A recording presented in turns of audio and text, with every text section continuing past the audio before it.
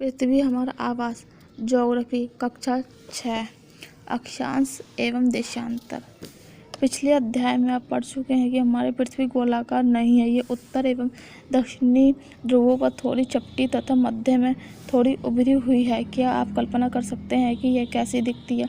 इस संबंध में जानकारी प्राप्त करने के लिए आप अपनी कक्षा में सावधानीपूर्वक ग्लोब को देखिए। ग्लोब पृथ्वी का लघु रूप में एक वास्तविक प्रतिरूप है।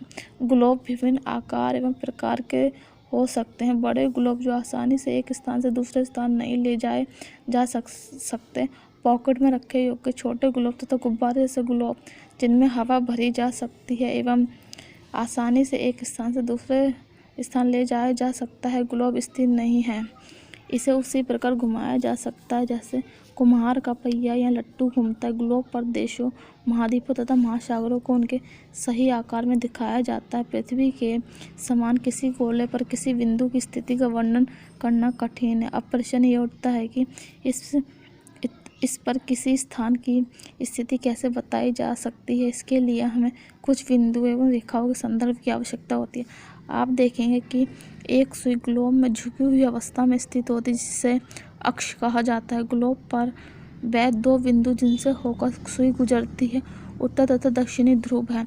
ग्लोब को इस सुई के चारों ओर पृथ्वी की भांति पश्चिम से पूर्व की ओर घुमाया जा सकता है, लेकिन याद रखें इन दोनों में एक अंतर पृथ्वी पर वास्तव में ऐसी कोई सुई नहीं होती है। यह अपने अक्ष पर चारों ओर घूमती है जो एक काल्पनिक रेखा है। एक अन्य काल्पनिक रेखा भी ग्लोब को दो बराबर भागों में बांटती है, उसे विषुवत वृत्त कहा जाता है। पृथ्वी के उत्तर में स्थित आधे भाग को उत्तरी गोलार्ध तथा दक्षिण में आधे भाग को दक्षिणी गोलार्ध कहा जाता है। ये दोनों बराबर के आधे भाग होते हैं। इस प्रकार विषुवत वृत्त पृथ्वी पर एक काल्पनिक वृत्त बनाती है एवं यह पृथ्वी पर विभिन्न स्थानों की स्थिति बताने का सबसे महत्वपूर्ण संदर्भ बिंदु है। विषुवत वृत्त से ध्रुवों तक स्थित सभी समांतर वृत्तों को अक्षांश समानांतर रेखाएं कहा जाता है। अक्षांशों को अंश में मापा जाता है। विषुवत वृत्त शून्य अंश अक्षांश को दर्शाती है। चूंकि विषुवत वृत्त से दोनों तरफ ध्रुवों के बीच की दूरी पृथ्वी के चारों ओर के वृत्त का 1/4 है, अतः इसका माप होगा 360 अंश का 1/4 यानी 90 अंश। इस प्रकार 90 अंश उत्तरी अक्षांश उत्तर ध्रुव को दर्शाता है तथा 90 अंश दक्षिणी अक्षांश ध्रुव को दर्शाता है। इस प्रकार विषुवत वृत्त के उत्तर की सभी समानांतर रेखाओं को उत्तरी अक्षांश कहा जाता है तथा विषुवत वृत्त के दक्षिण स्थित सभी समानांतर रेखाओं को दक्षिणी अक्षांश कहा जाता है। इसलिए प्रत्येक अक्षांश के मान के साथ उसकी दिशा यानी उत्तर या दक्षिण को भी लिखा जाता है।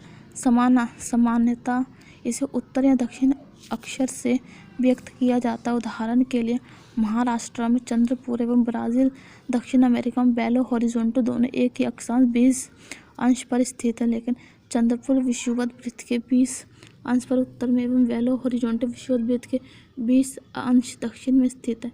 इसलिए हम कह सकते हैं कि चंद्रपुर 20 डिग्री उत्तर अक्षांश पर तथा बेलो हॉरिजॉन्टल 20 डिग्री दक्षिण अक्षांश पर स्थित है। चित्र 2.2 से स्पष्ट है कि जैसे जैसे हम विषुवत वृत्त से दूर जाते अक्षांशों का आकार घटता जाता है। महत्वपूर्ण अक्षांश समानांतर रेखा विषुवत वृत्त 0 डिग्री उत्तर पूर्व, 90 डिग्री उत्तर तथा दक्षिण ध्रुव 90 डिग्री दक्षिण के अतिरिक्त 4 महत्वपूर्ण समानांतर रेखाएं भी हैं। उत्तरी गोलार्ध में कर्क रेखा 23.5 डिग्री उत्तर, दक्षिणी गोलार्ध में मकर रेखा 23.5 डिग्री दक्षिण, विषुवत वृत्त के 66.5 डिग्री उत्तर में उत्तर ध्रुव तथा विषुवत रेखा के 66.5 डिग्री दक्षिण में स्थित ध्रुव वृत्त है।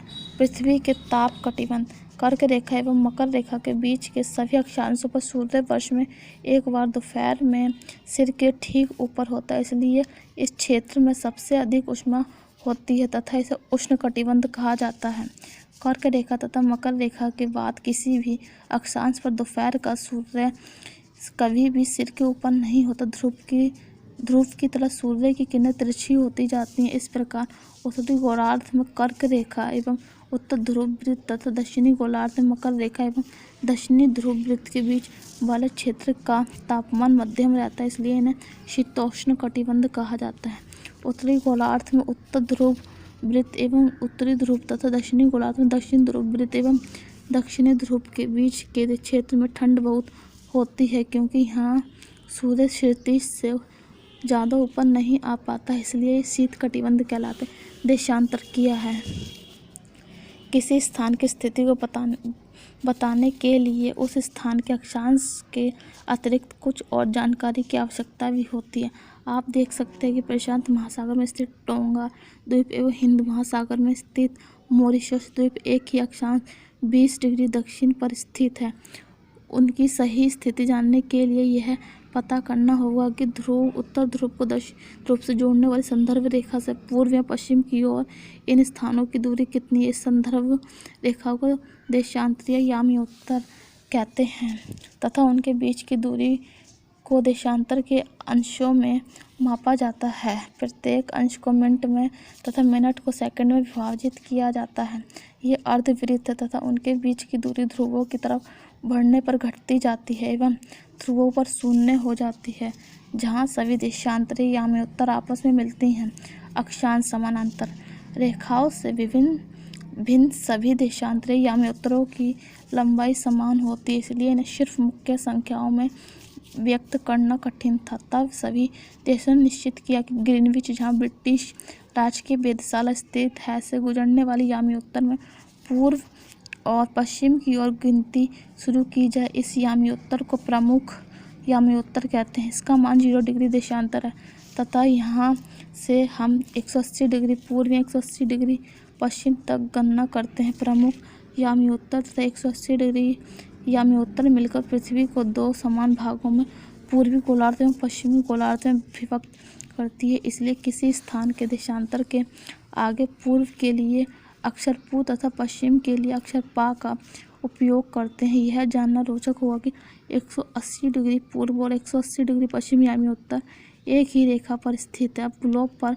अक्षांश समानांतर रेखाओं एवं देशांतरी याम्योत्तरों के द्वारा बने ग्रिड को देखें।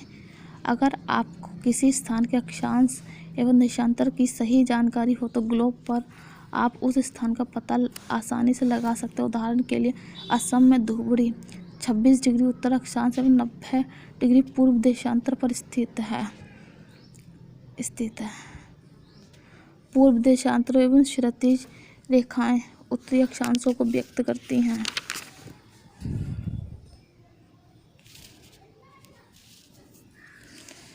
देशांतर और समय को मापने का सबसे अच्छा साधन पृथ्वी, चंद्रमा एवं ग्रहों की गति, सूर्योदय एवं सूर्यास्त प्रतिदिन होता है। अतः स्वाभाविक ही है कि यह पूरे विश्व में समय निर्धारण का सबसे अच्छा साधन है। स्थानीय समय का अनुमान सूर्य के द्वारा बनने वाली परछाई से लगाया जा सकता है, जो दोपहर में सबसे छोटी एवं सूर्योदय तथा सूर्यास्त के समय सबसे लंबी होती है।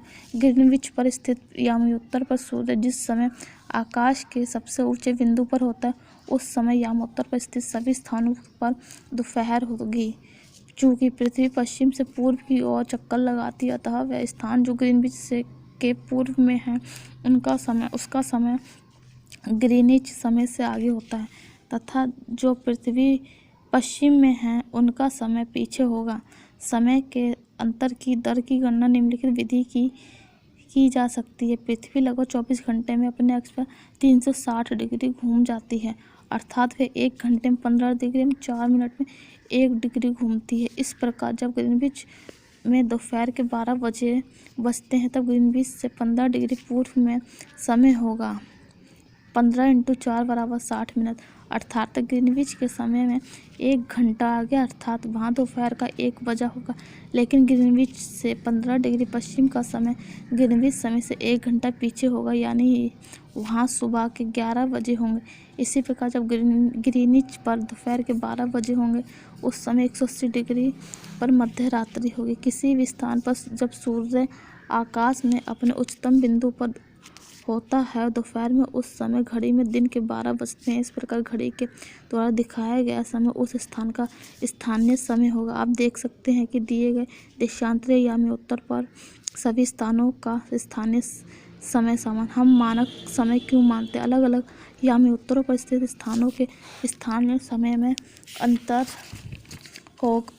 होता है। उदाहरण के लिए बहुत से देशांतरों से होकर गुजरने वाली रेलगाड़ियों के लिए समय सारणी तैयार करना कठिन होगा। भारत में गुजरात के द्वारका तथा असम के ध्रुवगढ़ के स्थानीय समय में लगभग 1 घंटा 45 मिनट का अंतर होगा। इसलिए यह आवश्यक है कि देश के मध्य भाग से होकर गुजरने वाली किसी यामी उत्तर के स्थानीय समय को देश का मानक समय माना जाए।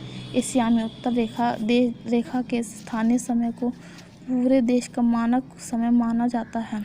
भारत में 82.5 डिग्री पूर्व को मानक यामी उत्तर माना गया है। इस यामी उत्तर के स्थानीय समय को पूरे देश का मानक समय माना जाता है। इसे भारतीय मानक समय के नाम से भी जाना जाता है।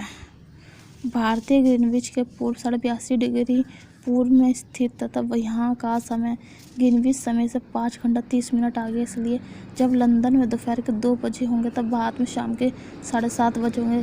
कुछ देशों का देशांतरी विस्तार अधिक होता है, जिसके कारण वहाँ एक से अधिक मानक समय अपनाए गए हैं। उदाहरण के लिए रूस में 11 मानक समयों को अपनाया गया है। पृथ्वी को एक घंटे वाले 24 समय क्षेत्रों में बांटा गया है। इस प्रकार प्रत्येक समय क्षेत्र में 15 डिग्री देशांतर तक के क्षेत्र को घेरता है।